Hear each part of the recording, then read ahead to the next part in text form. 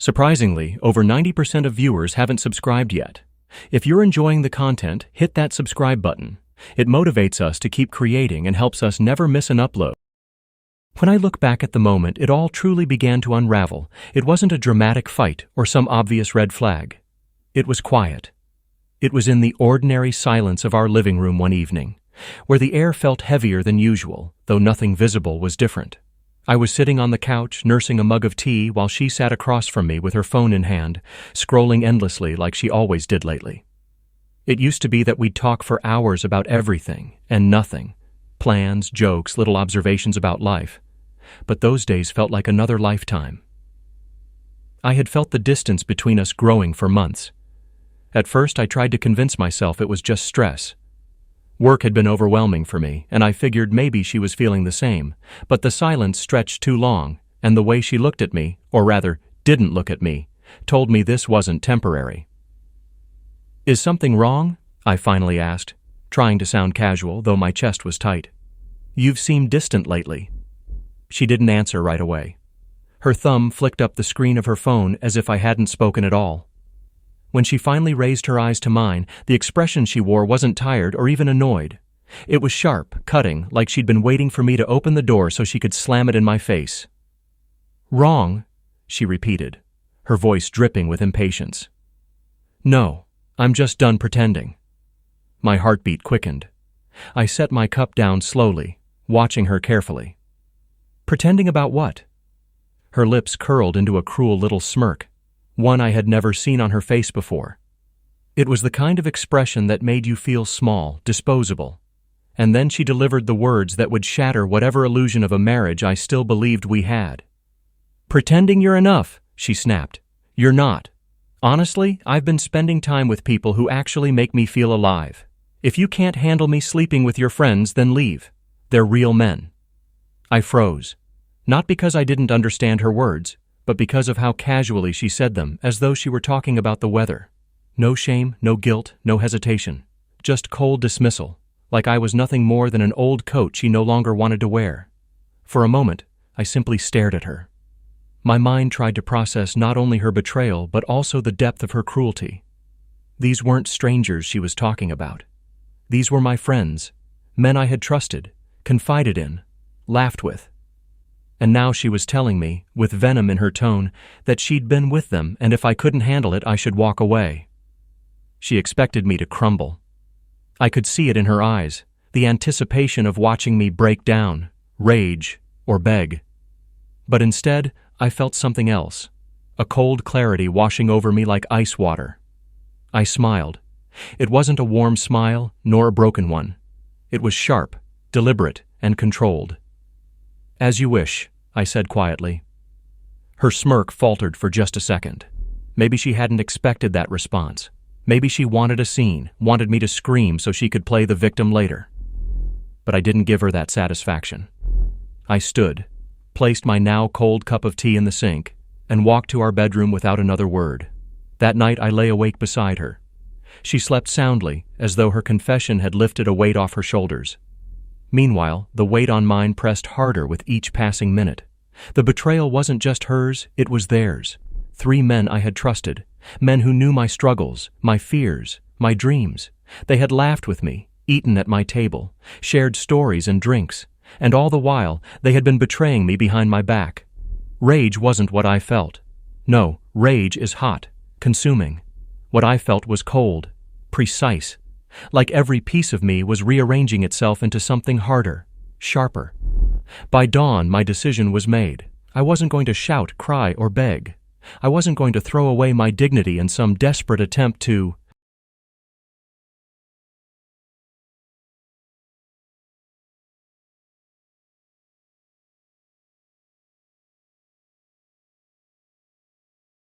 hold on to a love that clearly never existed.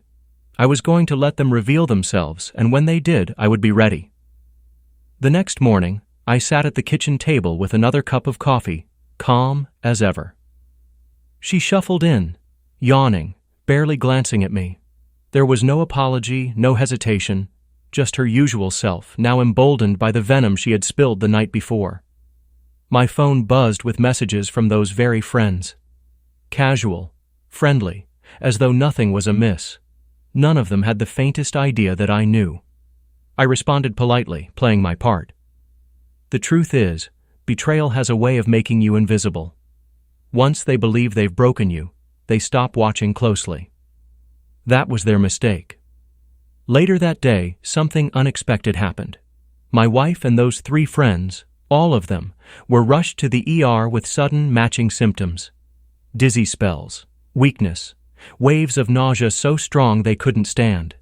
Their laughter, their arrogance, their sense of superiority, all of it stripped away in an instant as they lay pale and frightened in hospital beds. When I walked into that sterile white room, their eyes flicked to me, wide with confusion and a hint of fear. My wife, usually so proud and sharp-tongued, looked small and fragile. My friends couldn't even meet my gaze. And then the doctor entered, holding a clipboard with a heavy expression. He looked at each of them, then at me, and sighed. "Guys, this is hard to say, but your diagnosis is—" Their faces froze, the color draining from them as his words landed. And in that silence, I simply stood there, calm, cold, waiting. The silence in that hospital room felt heavier than any words could have been. My wife's lips parted as though she wanted to say something, but nothing came out. Her usual sharp tongue, the one she used so easily against me, failed her. My 3 so-called friends looked just as pale, each of them glancing nervously at the doctor, then at one another, and finally at me. The doctor's expression was professional but serious.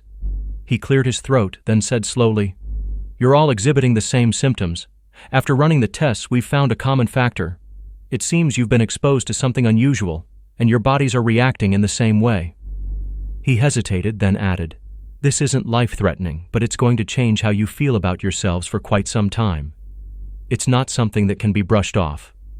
He handed them a set of papers, results, charts, words none of them seemed to want to read.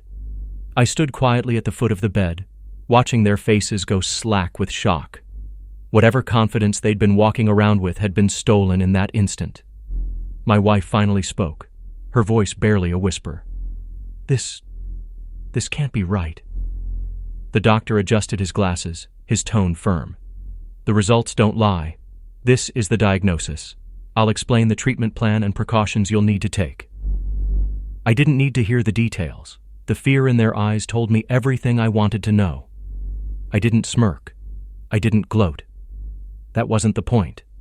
Standing there, I realized that revenge wasn't always about striking back loudly. Sometimes it was about standing tall when those who betrayed you were stripped of their arrogance. My wife and my friends had thought they were untouchable, that their choices had no consequences. But here they were, 4 people who thought they were strong, now fragile, uncertain, and broken. I looked at my wife, meeting her panicked eyes. "Real men, huh?" I said softly. My voice wasn't angry, it was calm, almost gentle, but it carried the weight of everything unsaid. She flinched at the words, her hands trembling as she tried to grip the sheet over her. None of them responded. They couldn't. Their silence was louder than any argument. I turned and walked out of that room without another word. The sound of the door clicking shut behind me felt final. The days that followed were strange. At first I thought I would feel triumphant, that I'd celebrate their downfall. But what I felt was peace. Cold, steady peace. For the first time in months, maybe years, I didn't feel like I was carrying the weight of betrayal on my shoulders. I hadn't yelled, I hadn't begged, I hadn't even tried to make them understand the pain they'd caused me.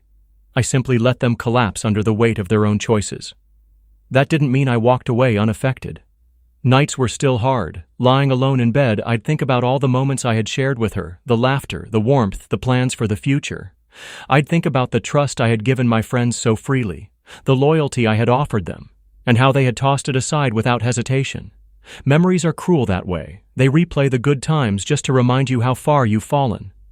But every morning, I reminded myself, this wasn't my failure. This was theirs. Word spread quickly in our circle. My wife, who had once loved being the center of attention, suddenly found herself avoiding people. The friends she had chosen over me no longer carried themselves with pride. They were withdrawn, quieter, shadows of the men they had pretended to be. No one knew the full story, of course. People only whispered. But whispers were enough. The ones who had betrayed me were now trapped in a cage of suspicion, pity, and quiet judgment. I never explained. I never pointed fingers. I let the silence speak for itself. That was my power. Weeks later, she tried to talk to me again. It was late at night, the house quiet except for the ticking of the clock on the wall. She stood in the doorway of the living room, her posture stiff, her voice shaky. I didn't think it would turn out like this, she said, her eyes avoiding mine. I looked at her carefully, remembering the way she had laughed when she threw those words at me. If you can't handle me sleeping with your friends, then leave. Now, her arrogance was gone, replaced with unease. You didn't think, I repeated, setting down the book in my hands. That much is true. Her eyes darted to me, desperate. Can't we just start over? Forget this happened. I almost laughed, but I didn't. Instead, I shook my head slowly. You wanted me gone. You wanted them, you made your choice, and now you're living with it. Her shoulders slumped. She looked smaller than I'd ever seen her, and in that moment, I realized something important. I didn't need her apology. I didn't need her regret. I had already moved past her. The next morning, she packed a bag and left. There was no dramatic goodbye, no begging. Just quiet footsteps down the hallway and the sound of the door closing behind her. I sat alone in the house, the silence wrapping around me. It was strange, but it wasn't painful. It felt like breathing fresh air after being trapped underwater. As for my friends, they avoided me altogether. They couldn't look me in the eye, couldn't muster the courage to explain themselves. They were busy dealing with their own consequences. I didn't seek them out. I didn't need to. Their absence was enough. What surprised me most, though, was how people around us reacted. Colleagues, neighbors, acquaintances. They didn't know the full story, but they knew enough. And slowly, they began treating me differently. With respect, with quiet acknowledgement. Maybe they sensed that I had gone through something heavy and come out stronger. Maybe they just admired that I hadn't crumbled. Whatever it was, I carried myself differently too. I no longer felt weighed down by trying to prove my worth to people who didn't value it. I had been tested in the harshest way, and I had survived, but survival wasn't the end. It was only the beginning. Because while they were dealing with the fallout of their choices, I was rebuilding. Piece by piece, I was putting my life back together, on my terms, without their shadows hanging over me. And deep down, I knew this was only part of the story. The real test, the real revelation, was still to come. Life after she left was quieter, but it wasn't empty. At first, I thought the silence would drive me mad, that the absence of her presence, even in its most bitter form, would gnaw at me. But as days turned into weeks, I began to discover a strange peace in it. The house, once filled with constant tension, now breathed again. I could walk into any room and not feel the weight of her judgment, not hear the sharpness in her tone waiting to cut me down. My mornings became calmer. I'd make my coffee, sit at the kitchen table, and actually enjoy the warmth of it without someone glaring at me from across the room. It wasn't that I forgot what she had done. No, that wound remained, but I was healing in ways I hadn't expected. For the first time in years, I felt like my life belonged to me again. Still, whispers traveled quickly. People in our social circle had questions. They'd seen her absence, noticed the change in my friend's behavior. No one dared to ask me directly what had happened, but I could see the curiosity in their eyes. And honestly, I didn't owe them the truth. Some stories don't need to be explained. They unfold on their own. One afternoon, I was at the grocery store when I ran into someone who used to know both of us well, a neighbor who had often invited us to dinners. She greeted me warmly but hesitated before speaking. "I heard she's not around anymore," she said cautiously. I nodded, keeping my voice even. She made her choices. I made mine. That was all I said, and that was enough. Over time, I became more comfortable with those small conversations. Each time I realized that I didn't have to defend myself. People already saw the truth, even if they didn't know all the details. The way she had vanished, the way my friends had pulled back into the shadows, it spoke louder than any explanation I could give. Meanwhile, I began to focus on myself again. I picked up old hobbies I had abandoned. I started reading more, walking in the evenings, even reconnecting with family members I had neglected during the chaos of my marriage. Every step forward felt like reclaiming a part of myself that I had lost. But as I was healing, I knew they weren't. Every so often I'd hear whispers about her and about those 3 friends of mine. They weren't doing well. She had tried moving in with one of them for a while, but that didn't last. The betrayal that had once bound them together now seemed to turn them against one another. Trust is fragile, and when built on lies, it crumbles quickly. They had destroyed me once, but in the process, they had destroyed themselves too. One evening, I found myself thinking back to that moment in the hospital. The fear in their eyes, the way they shrank under the doctor's words. I hadn't celebrated then, but now, weeks later, I understood the true weight of it. That wasn't just a moment of weakness for them. It was the beginning of their unraveling. And strangely, I didn't feel pity. It wasn't cruelty that made me feel that way. It was clarity. They had chosen their path, and life had handed them the consequences. I wasn't the one carrying their burden anymore. They were. Then, unexpectedly, she reached out again. It was late in the evening when I heard the knock at the door. At first I thought it was a delivery, but when I opened it, she was standing there. My wife, or rather, the woman who had once been my wife. She looked nothing like the proud, confident person I remembered. Her hair was unkempt, her eyes tired, her clothes wrinkled. For a moment I almost didn't recognize her. "Can we talk?" she asked softly. I didn't answer right away. Instead, I studied her, trying to reconcile the image in front of me with the memory of the woman who had once mocked me, who had once looked me in the eye and told me I wasn't enough. Finally, I stepped aside. 5 minutes, I said. She entered quietly, her eyes darting around the house as though expecting it to be different without her there. She sat on the edge of the couch, hands clasped tightly in her lap, and let out a shaky breath. "I know I don't deserve to be here," she began, her voice trembling. "But I don't know where else to go. They're gone. The friends. They turned on me. They're blaming me for everything." I leaned against the doorway, arms crossed, and simply listened. "I thought I was doing what made me happy," she continued, tears welling in her eyes. "I thought they cared about me, but it was all a lie. They used me, and now I'm alone." Her words hung in the air. For a moment I felt a flicker of something. Maybe sympathy, maybe just the echo of what once was. But it faded quickly. "You're not alone because of them," I said finally. "You're alone because of you.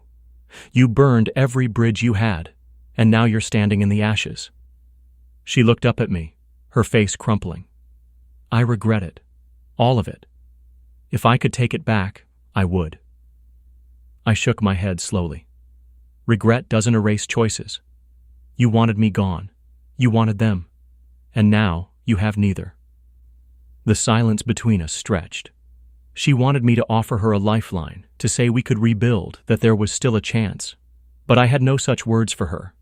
I had already chosen my path, and it didn't include her anymore. "Your 5 minutes are up," I said quietly. Her eyes widened, tears spilling down her cheeks. But she didn't argue. She stood, walked to the door, and paused for just a second before stepping out. Then she was gone, the night swallowing her up. I closed the door and locked it, leaning against it for a moment. My heart wasn't heavy. If anything, I felt lighter. Because in that moment, I realized something important. Closure doesn't come from apologies or explanations. It comes from knowing you don't need them anymore, and I didn't. The next day, I woke up with a strange clarity. The betrayal, the pain, the bitterness. They were still a part of my story, but they no longer defined me. I had survived the storm. Now it was time to build something new. I didn't know what the future held, but I knew one thing with certainty. I would never again let anyone make me feel small, unworthy, or disposable. Not her. Not my so-called friends. No one. For the first time in a long time, I felt free. Months passed, and with each one, I felt the distance between who I was and who I had become. The man who once sat in silence, wondering why his wife no longer smiled at him, was gone. In his place stood someone stronger, sharper, and far more aware of his worth. The echoes of betrayal no longer haunted me the way they once did. Sure, there were moments when the memories came back. The sting of her words, the sight of my so-called friends avoiding my eyes. But now, those memories didn't break me. They reminded me of what I had survived. I heard bits and pieces about them now and then. She moved from place to place, never settling, her reputation following her like a shadow. My former friends? They were no longer close to anyone. The bond they thought they had, built on betrayal, dissolved into mistrust and bitterness. Each of them was isolated, struggling in ways they never admitted openly. And me? I chose a different path. I poured myself into my work, into rebuilding connections with people who valued honesty and loyalty. I began spending time with family I had neglected, old friends who had stood by me quietly without judgment. Slowly, I found joy again in simple things. Walking in the park, laughing with people who truly cared, waking up without dread. One evening I stood outside my house, the sun setting in shades of gold and red. I thought about everything that had happened. The betrayal, the hospital, the confrontation at my door. It felt like a lifetime ago. And for the first time, I smiled not out of coldness or calculation, but out of genuine peace. They had wanted to break me. They thought I'd crumble. Instead, I endured, and in the end, I walked away not just unbroken, but stronger. The truth was simple. I didn't need revenge anymore. Their choices had already written their fate. All I needed was to keep walking forward, and I did.